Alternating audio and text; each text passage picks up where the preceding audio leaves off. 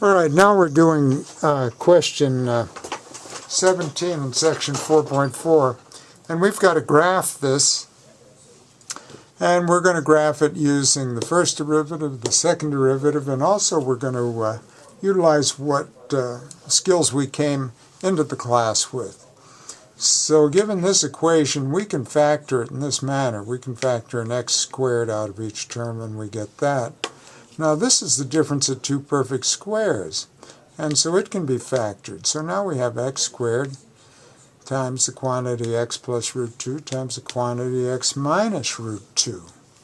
So, a matter of fact, given this, we can go ahead and graph it. And let's do that. And we know it has a 0 at root 2. We know it has a 0 at 0, and we know it has a 0 at negative root 2.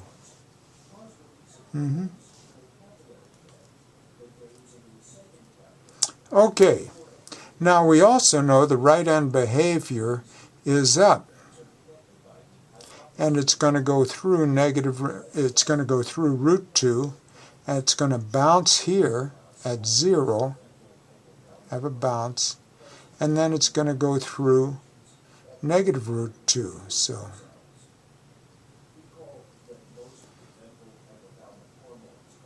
there's the graph, but what we don't know, or among other things, are the coordinates of these 2 points where the critical points are. We also don't know where the inflection points are.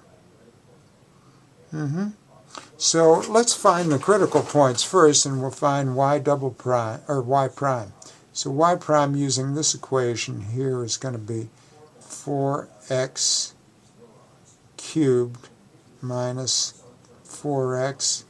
And we can factor a 4x out of each term, and we get 4x times x squared minus 1. And here we have the difference of 2 squares again, so that factors. And we get x minus 1 times x plus 1.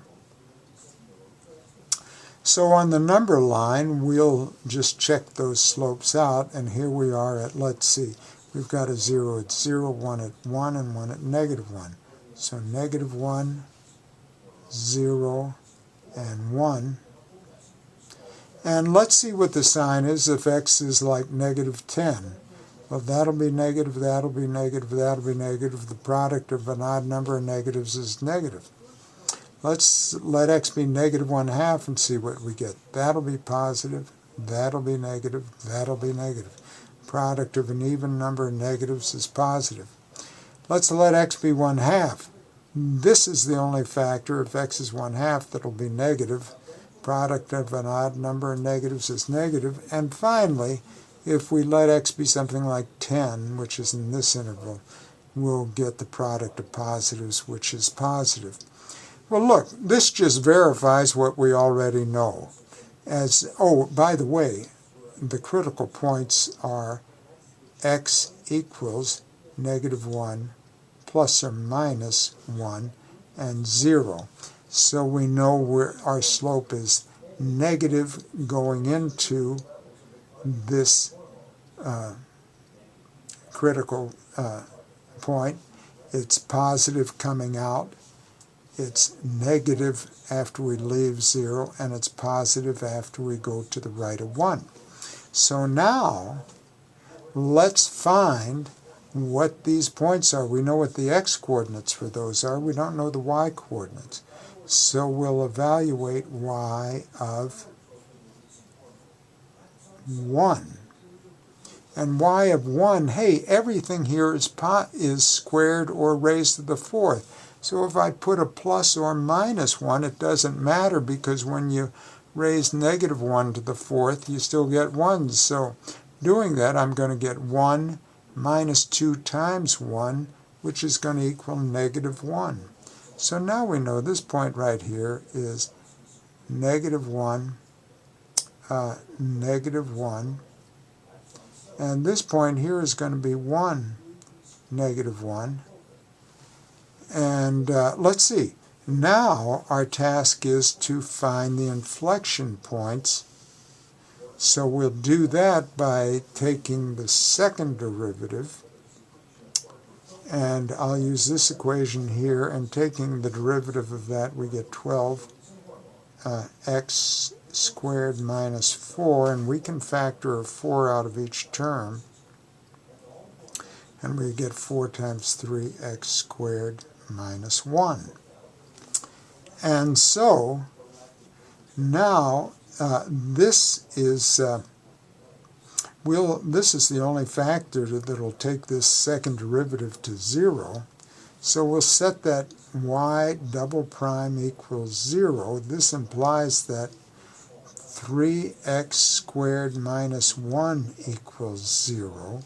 So then x squared dividing 3x squared equals 1, adding 1 to both sides. X squared equals 1/3, so x equals plus or minus 1 over root 3. So x equals approximately plus or minus 0.6. So those are the x-coordinates of the inflection points. To find the y-coordinates, we evaluate y for plus or minus root 6, and each time when we do that, we get one value, and it's always going to be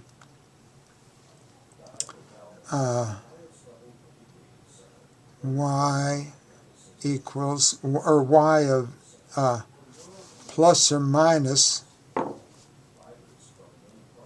0.6 equals negative 0.6. And we can put plus or minus in there because when we raise that to the fourth power it becomes plus. When we raise it to the second power it becomes plus.